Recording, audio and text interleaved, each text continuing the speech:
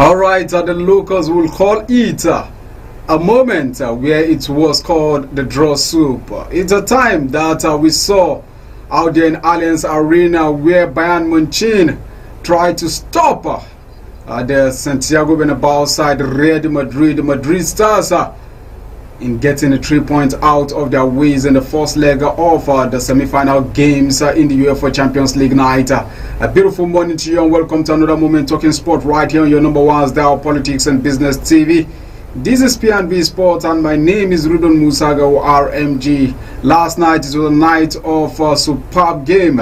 Vinicius Jr. got it twice, both in the penalty and on the 24th minute from off-yard. And for Harry Kane, he continues to make impact in the Bayern Munich jersey as he got an equalizing penalty, or should I say a leading penalty, to make it 2-1 before Vinicius Jr. got his own penalty in that encounter. But that will not be the topic of discussion today, because just like from the background, you get to see the NFF interactive corner. We'll be looking at incisively the appointment of the new gaffer of the Nigerian Super Eagles. Talking about Mr. Finidi George, the man who is currently holding a Yimba of Aba as the head coach, and the man who helped us became the interim coach for a couple of days, or should I say a couple of months after the exit of Jose Pacero as the head coach. During his time, he was the assistant coach for 20 months under the lad. We'll be looking at that precisely, and also we have a guest this beautiful morning all the way from a far south that he'll be talking to us on what is or what kind of deal is this? What do we expect from such a contract without a date of expiration, without a target given, without even the contract details. He was just appointed. According to some scoops and also bookers, it was said that Finidi George just had the announcement or the appointment via social media. We'll talk about these and more right here on your number one dial, Politics and Business TV. And my name is Ruben Musaga, RMG. We'll be right back.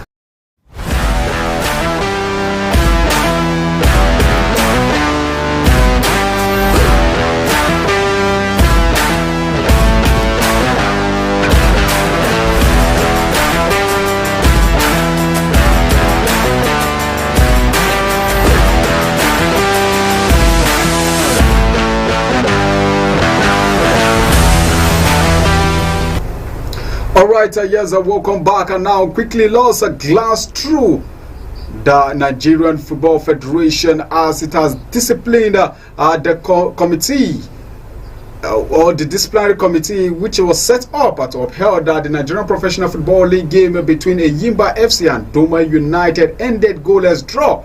But it was a countermount of fouls decided on the protest lodged by Doma United against the decision of the NPFL on the match played between Yimba and Doma United on the 10th of March 2024. According to their findings, the referee testified before them that the goal was scored from an offside position, but had to change his decision after visiting the OB van for fear of being lynched. According to the stated that he was forced to write and send his reporter to dressing room while being surrounded by home team officials.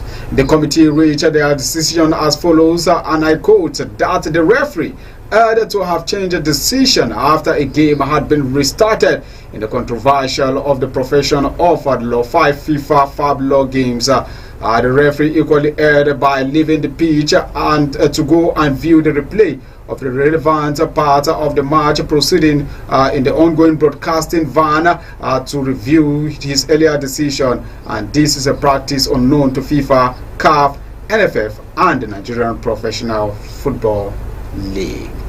Well, the men making decisions for themselves talking about the central referees, even though we know VAR is not in place in the country. Well, we'll be looking also for another topic of discussion this beautiful morning, which will lead us to where we'll be talking more on central referees and how the Nigerian Professional Football League will want to pan out with all these issues. We saw what happened with Rivers United also in their rescheduled game against Bayelsa United. We are at home. Bayelsa United won it 2-1 in their favors. But a lot of people were saying that game also was marred by kind of a blur. Nigerian Super Falcons goalkeeper Chiamaka Nnadozie has expressed excitement to be crowned the best goalkeeper in the French Diamaka League.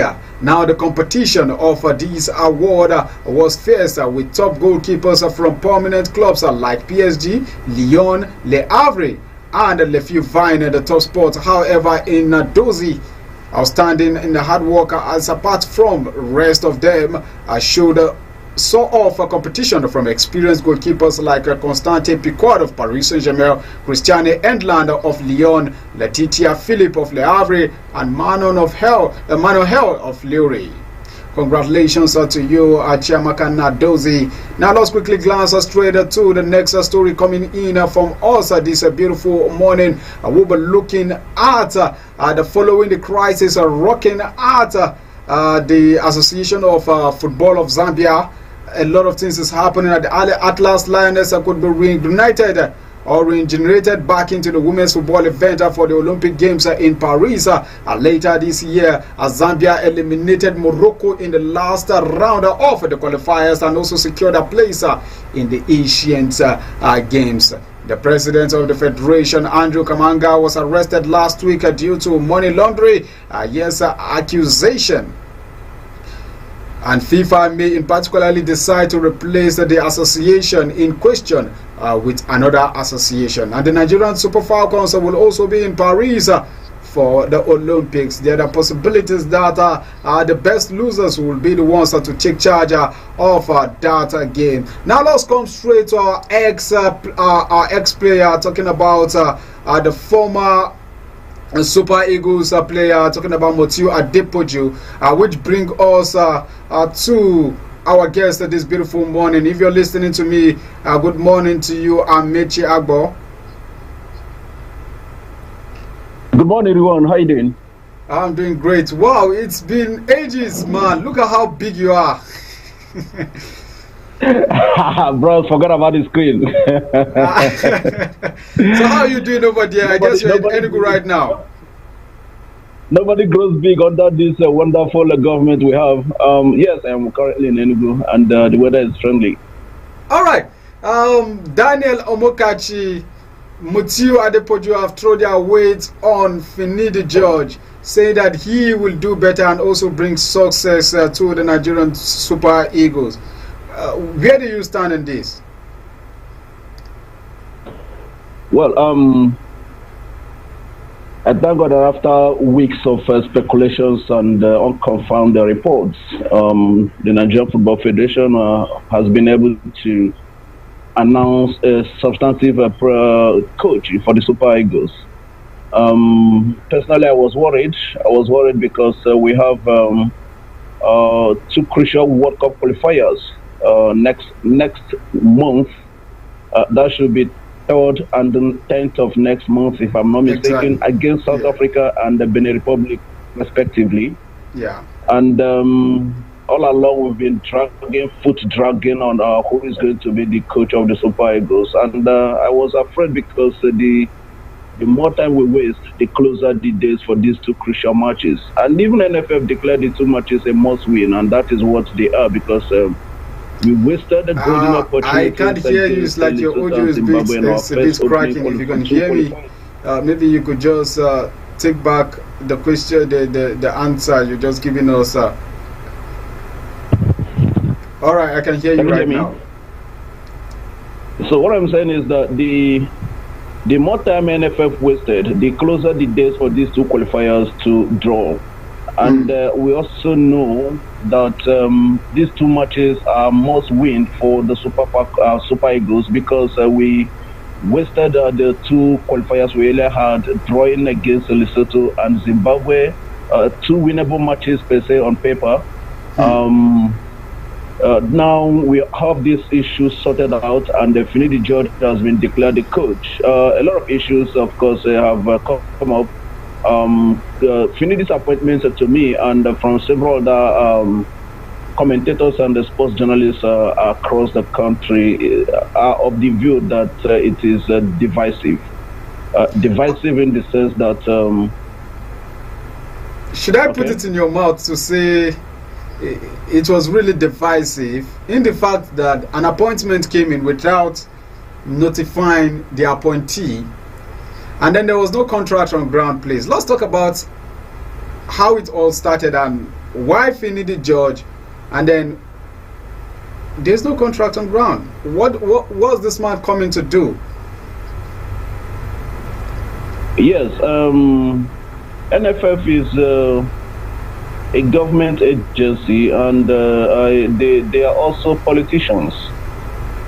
FINIDI Judge's appointment as Super Eagles coach to me is more political than football, because number one, to choose him ahead of Emmanuel Amuneke is a serious issue for me. I am yet to see the criteria with which he was selected ahead of Emmanuel Amuneke. Of course, a lot of people are saying that is it 2021 that Amuneke took Tanzania to the Africa Cup of Nations for the first time in 30 years that he has not been active in football, okay? But this is a guy that won the Under-17 World Cup in 2015. And I think experience comes in handy. A lot of people say that FINIDI Judge won the league. They are the defending champion. They won the league in the Super 6 in Lagos last year. But then, we all know, we all journalists, we cover the league. We know how the league is won. I personally know how that league was won in Lagos. But let's not talk about the league. Let's not talk about the league, because that is a story on its own, which I would want us to talk about some other day. But talking about experience, you brought about experience where in 2015, Emmanuel Amuneke got the Under-17 for us and then took Tanzania to 2021. But don't you think 20 months with the present or the outgoing coach, Jose Pasero, was enough for FINIDI Judge to be the coach of the Nigerian Super Eagles? With the fact that he took us to the finals of the African Cup of Nations in Ivory Coast. Well, as I said, his appointment is more political than football, because taking Super Eagles to Ivory Coast final AFCON, he wasn't the chief coach, he was an assistant. And most times we all know how these Europeans work, or the Igbo people work. They don't have values for most of the indigenous coaches under them. And that's why Pizarro had his own backroom staff he was working with here. And do not also forget that at a point, I think there was a match we played last year, the NFF, FINIDI Judge did not travel in one of those matches, because NFF was rotating the local coaches who is going to travel with them. And again, you also have to look at the fact that true, FINIDI won the league, but did he win it on merit? That's, as you said earlier, is a story for another day. And again, he was assistant, not the chief coach. And then the two matches he handled for after Pizarro refused to renew his contract. What were the performances? I'm not looking at the results. Well, 3 points, 1 loss. Under him? Now, there are two reasons I was told reliably from NFF sources. Yes, and the loss was a scandal because it was 2-0 against the Young Malians, and then it was a 2-1 slim victory against Ghana. So you understand what but those for 18 years, lines mean. For 18 years, it's and a record we celebrate. I was told that which record? Beating Ghana in a friendly match. Record? Yes. Which record are you celebrating? Which record are you celebrating in a friendly match? Are you okay? but that is a record. That is a record. For 18 years, we've not beaten Ghana. Yeah, we beat them 2-1. We need to be serious in this country. We need to be serious. I think the last time we beat Ghana was no, it can't be 23 years. It's the last time we beat Ghana was in 2022. World Cup qualifier. I think that was 3-0 in Kano, I think. 3-0 in Kano, yes. That much I remember. But we're talking of friendly games. We're talking of friendly games. We've not beaten Ghana in friendly games for 18 years. Any friendly is that a record? Is that a record we need to celebrate? Friendly games are just games we need to play to enable us to find a mechanism on how we are going to fashion our team in a competitive game. So those ones to me do not count. All right, let's talk about. Sorry for butting you, but let's talk about Benin Republic, which has one of our former coach, also a foreign coach, General, a man who took us or qualified us to the FIFA World Cup and was not there to actually do to continue to the AFCON. And then we got another foreign coach. Now FINIDI just first test is against South Africa, and then he'll be facing Benin Republic with Genaro. What do you think that game will be? Don't forget we are sitting third in the log table of the qualifying fixtures. Can we make it? As I said earlier, the delay in appointing a substantive coach for the team is a big a challenge for us, because we needed to have this coach earlier enough so that he should start making his calls, drafting his programs on who to invite and who not to invite, where they are going to camp, and the rest of them. These are things you need to plan ahead of time. But as we always do in this part of the world, we're always good in fire brigade approach to issues. We wait till the die moments before we start doing the right thing, and then expect excellent results in a shady situation as we currently have. We have a critical match against. South Africa. NFF are now opened up vacancy for the Super Eagles, and you now accommodated up to 60 or even 70 applications. Are we really serious? You have a match in less than 3 months, and you're opening up vacancy to start walking around, interviewing, and then shortlisting, and then making all sorts of delayed tactics and rest of. Are we serious? Now we have a coach. Now we have a coach. You should know what we need, and go for it straight. Yes, we have a coach, but there is a delay. And this could have a psychological impact in our next game against. We still have a delay also. He doesn't know what he's doing. Do we have a target for him? What is his salary scale? How many months is he going to be there, or how many years? That is the problem right now. Let me take it.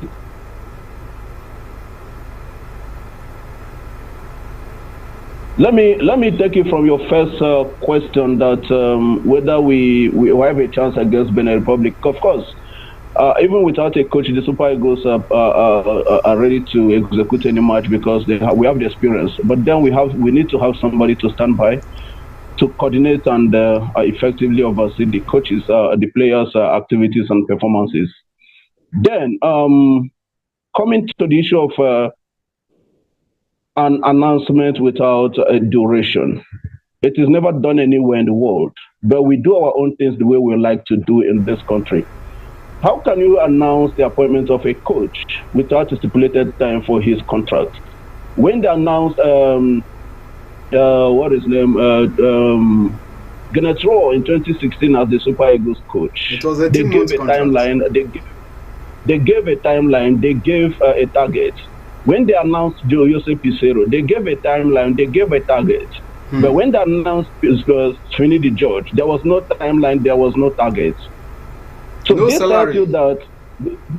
This tells you that his appointment, as I was told, is more political than football. Wow. Because number one, NFF is looking for someone they can control and manipulate. That's why don't you think this speaks volume of the Nigerian Football Federation, knowing the fact that FINIDI George is also one player who was in the PFA association and was one of those who were against politicizing local coach or controlling local coach? Do you think he'll be controlled this time around?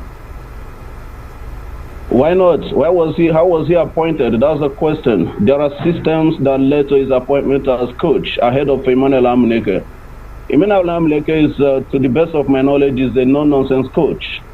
And FINIDI judge from the circumstances surrounding his appointment, with the way NFF announced his appointment without time limit, without target, tells you that there are more to it than all of us have seen. So probably they are just trying to, because I understood that there was a serious disagreement between the NFF and the sports ministry. Sports ministry rooted for a local coach, and the ministry was rooting for Emmanuel Amuneke. NFF was initially rooting for a foreign coach. But the question then was, who is going to pay the foreign coach in foreign currency? NFF said they cannot bankroll that. Then the federal government said they cannot not also bankroll it. Now, what NFF is planning is that they are using FINIDI judge as a stooge or a scapegoat. He signed a contract without duration, and then you are playing it 2 crucial matches, so that if peradventure he did not win these 2 matches, then he can be laid off immediately. And the NFF will have a reason to employ a foreign coach. It's as simple as that. This is the political angle of this employment. So all right, we will continue to talk about this as it passes out, because I know if I continue to talk to you, it's going to be a whole lot of talk and time due to time factor. Let's quickly take a quick break, and when we come back, we'll go to Europe and talk about Real de Madrid and also the Madrid Open in tennis, where Rafael Nadal has bowed out. We'll be right back.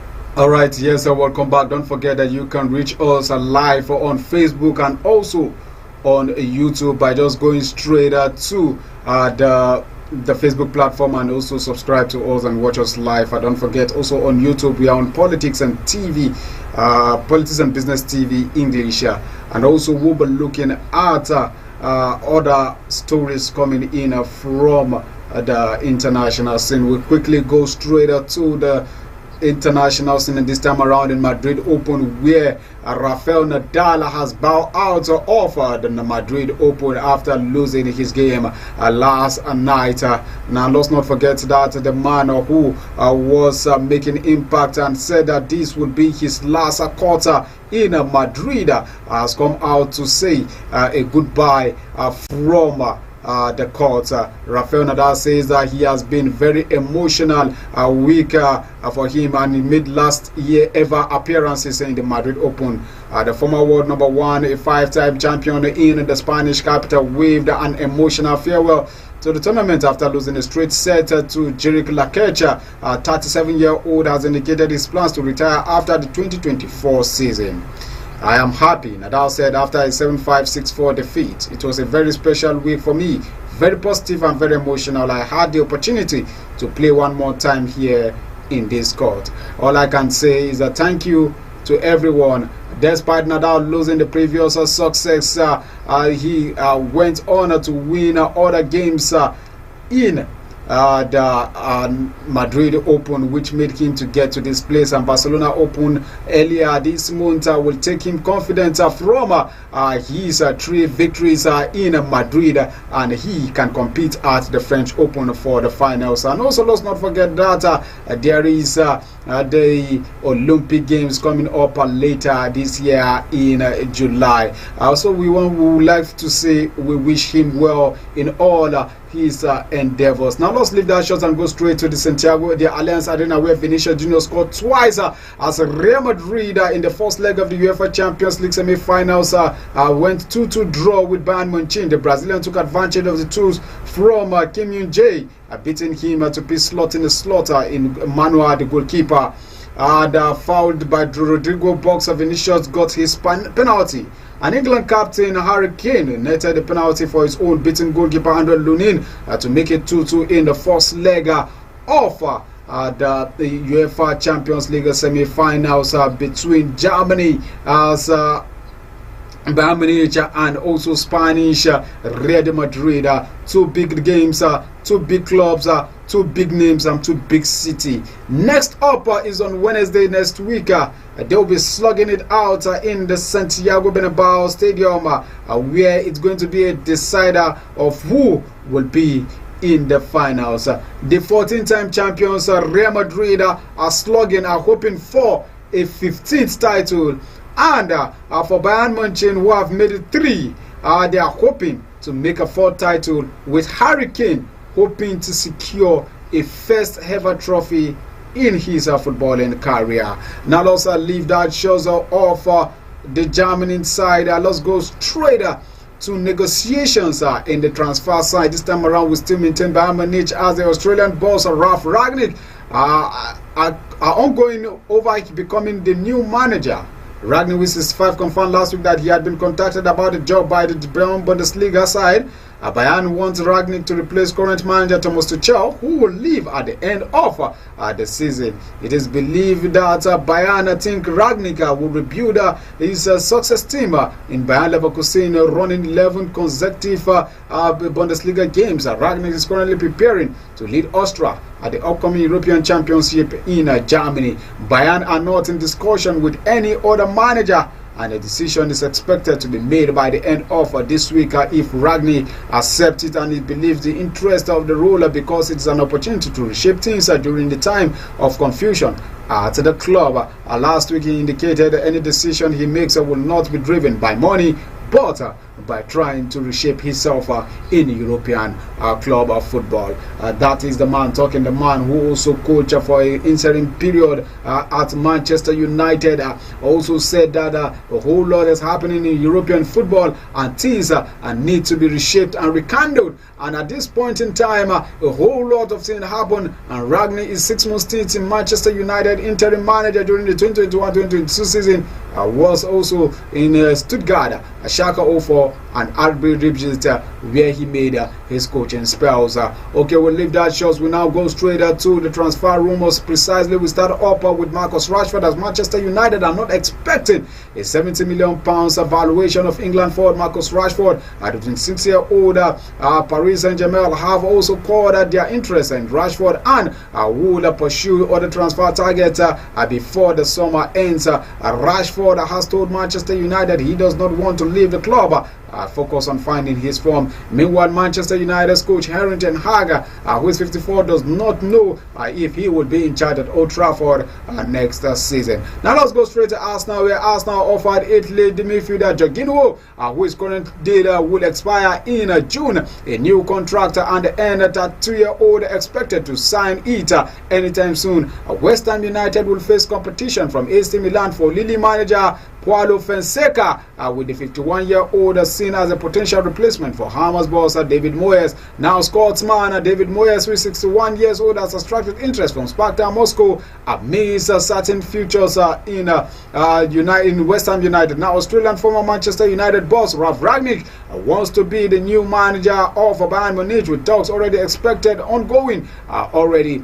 Chelsea and England forward Raheem Sterling has not been contacted by Saudi Arabian Pro League, according to rumors coming in that the Blues would be willing to sell on loan Belgium Romelu Lukaku to swap in them. Now let's go straight back to Manchester United, where Bruno Fernandes, the captain, has hinted that he will consider his future at Manchester United after Euro 2024. But for now, he is focused on an FA Cup final and the tournament in Germany later this summer. Alright, we leave straight to a number of clubs in Saudi Arabia interested in Barcelona's 21-year-old Ansu Fati, who is a Spanish forward currently on loan to Brighton, and former France defender Clement Lenglet, who is on loan at Aston Villa. Manchester United are still planning to sell English forward Mason Greenwood, the 22-year-old, this summer, with a final decision to be made at the end of the season if Ratcliffe hopes to keep the man, but Greenwood is in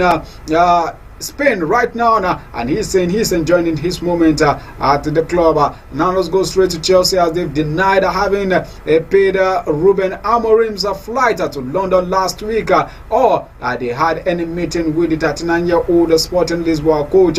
Now Amorim is set to leave Sporting Lisbon anytime soon, with rumors bringing him to Chelsea and Liverpool. Meanwhile, Borussia Dortmund want to keep Ian Martin out of the club beyond this season, following the 22-year-old Dutch winger successful loan from Chelsea. Right now, he is at Borussia Dortmund. Leicester City legend and striker and England former striker Leicester City have held talks with 37-year-old England striker Jamie Vardy about extending his stay at the club after promotion to the Nigerian Premier to the English Premier League. I beg your pardon. And Crystal Palace are likely to sell Republic of Ireland under 21 midfielder Killian Phillips, who is 22 years old in the end of this summer. English midfielder Callum O'Hare, who is the target for Aston Villa and West Ham United, told Coventry City that he will leave the club on a free transfer next summer. Now this is how it's going to pan out this beautiful Wednesday morning. Thanks to our guest Mr. Amici Agbo, the managing editor of Best Choice Sports, for coming into the program this beautiful morning to talk about FINIDI's appointment as the Nigerian Super Eagles and what we expect to see. This is a developing story, and we could bring other guys into the building to talk more on the program. My name has been Rudon Musago. I am the Lost Meet tomorrow for another exciting moment. And not forget, tonight Paris St-Germain are holding on the tight game where they will be facing arch rivals in the finals. Can we see Paris Saint-Germain moving on, or can we not see it in the final? These and more tomorrow. We will come your way with another exciting moment. Bye for now.